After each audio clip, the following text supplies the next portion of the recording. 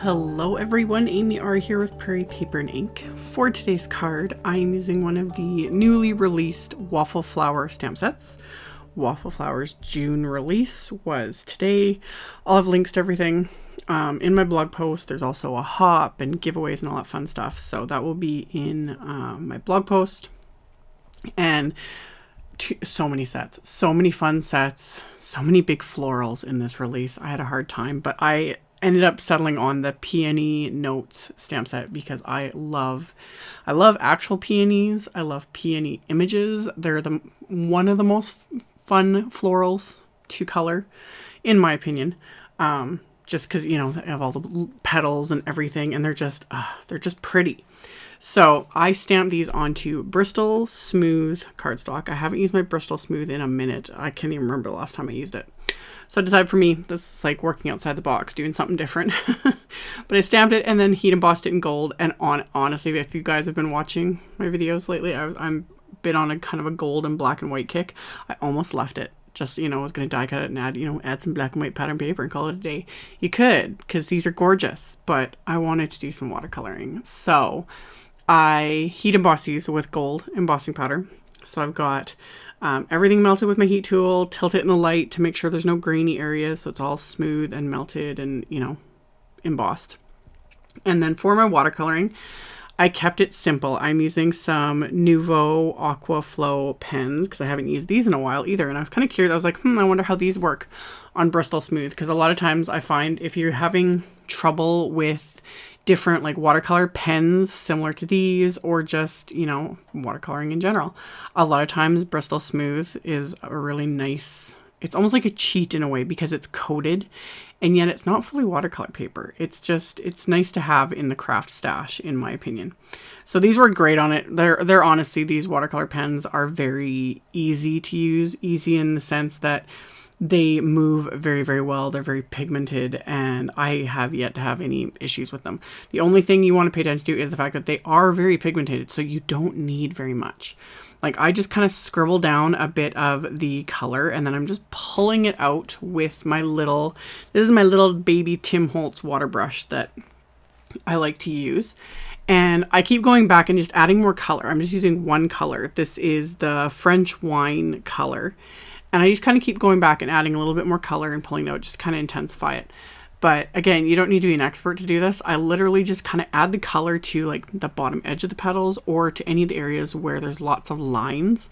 It's another nice thing I like about a lot of floral stamps is a lot of the shading and whatnot's already done for you because it's all like in the actual stamp. So you kind of can just follow that, add the darkest color where all the lines are. Where there's a lot of little lines, that's usually kind of it gives you the impression of shading. So that's what I did. So I did all of the peonies in that color. And then for the green, I started with Evergreen Fern, but I felt like with what I was going for, it was too green. So I actually pulled out another Aquaflow pen. This one is just Lemon Zest. So just to kind of lighten it up and kind of get more that limey sort of color I wanted. And I'm just scribbling. I'm working on my little Waffle Flower water media mat, the silicone one. And so I just scribbled the markers directly, like the Aquaflow pens directly onto it. And I'm just, you know, mixing using it as my palette because that's what it's intended for. So, and also being aware of where my hands were. Because I know on camera, a lot of times it looks like, you know, I'm like resting my hand in the color, but I'm not. Trying to be aware of it. Also being aware of the fact that I was wearing like a cream colored, you know, cardigan shrug sort of a thingy. And usually I end up getting that covered in color. And I'm actually just looking at it right now as I'm doing this voiceover to make sure I didn't get any color on it. Because, you know. Anyway, I'm just picking up the color with the water brush from my little, you know, makeshift palette. And then I added some rustic oak to the centers. And then these were done. I'm going to let them completely dry. And then while I was doing this, I was like, I wonder how these would work, because they work really great in the Bristol Smooth, but I'm like, I wonder how they would work doing a background, because that is something I have not tried with these Aquaflow pens. So one thing I will say, if you want to do this, cut a bigger piece of cardstock and maybe tape it down. I had an A2 piece and I'm just kind of like playing, but I wanted to include the footage because it did end up working out. But yeah, I have an A2 piece here and I just scribbled on, and like I squeezed the brush, like I scribbled on that French wine color, and I'm making a hot mess here. And I started like pulling the color down with just a flat paintbrush that I was getting wet with water. And at first it looked like horrible. But then when I went this direction, like landscape instead of portrait, I guess, whatever you want to call it, it started looking a lot better because I was like, oh, this is a mess. But it worked. And then I was like, that worked. I wonder how these look if you spray water on them. Because, again, they're watercolor. They're water reactive. So I kind of dried off my mat here. And I dried off the background. And then I'm just flicking a bunch of water on this. Like, quite a heavy amount of just, water splatter. And I let that sit for not even very long. Like, maybe 15, 20 seconds. And it's reactive. That sealed the deal for me. So now I'm like, ooh, I should use these. Maybe make some more backgrounds. So I might have to do that in a future video because I was kind of happy with how that turned out. And next time, yeah, cut a bigger piece, tape it down to a little hardboard or something. And, you won't make quite as much of a mess as I did. But again, it all wiped up. So we're good. So I had let everything dry. I'm going to die cut these with the coordinating wafer dies. And just as a side note, if anyone does notice, these were prototype dies that were sent to me. The actual ones will cut out. There's little, Waffle Flower's been so good lately about having little tiny areas within some of the larger dies that cut out, any of the white areas, if that makes sense. Those just showed up. I'm not even kidding. Like as I was sitting down to do my voiceover. So I don't have time to like redo my card or try and pull it apart and re-die cut it.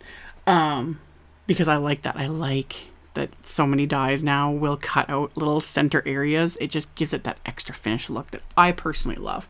So I just wanted to point that out in case anyone was like, why does this look different than what, they show online? So anyway, I did all my die cutting and then I'm stamping some of the sentiments from the set. There's these fun, the label type sentiments. So I stamped those onto the Bristol Smooth with some peeled paint archival ink.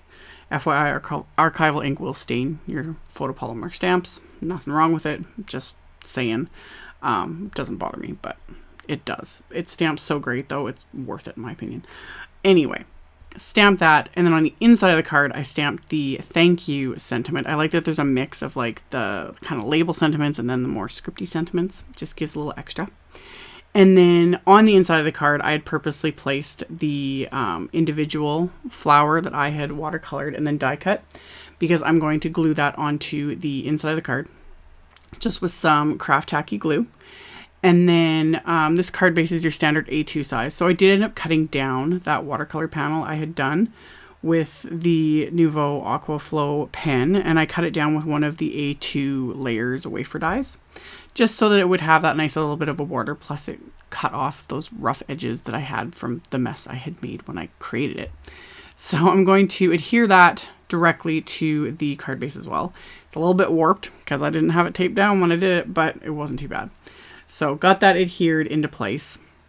And then once that was adhered, I'm going to pop the large, and I've got, again, of course I chose this set to use because it's a large floral cluster, but because I have a soft spot for those. But when you see the rest of the release, you'll see why I had a difficult time, like which ones to choose, because there's more than one. Anyway, I'm going to pop these up with just some thin 3D foam squares, so it gives them a little bit of dimension, but not a ton. So pop that into place, and then I did the same thing with the long sentiment. I just used some of those thin foam squares, and then I just decided to add that little hello one as well, and I just adhered that down with the craft tacky glue. And then as a final little bit of embellishment, I just decided to add a few sparkling clear sequins just to, bump it up a little bit without being too crazy, because I like the focus to be on these gorgeous flowers and the gold embossing. So I added a generous amount of these, though. I didn't add just 3, I got to stick a bunch. Just kind of tucked them in here and there and just adhered those into place with the craft tacky glue and my jewel picker. And then once I've got all of these adhered, this card is finished. So like I had mentioned at the beginning of the video, this is part of a blog hop with tons of inspiration for this new release with all the new stamp sets and everything. So I will have links to that in my blog post, which is linked directly below the video. I will also have links to the new release, my supply list, all that stuff. So you can check that out in the description box below if you are interested. Thank you guys so much for watching and subscribing and thumbs upping and commenting on my videos. I really appreciate it. And I will see you all very soon in the next one. Bye.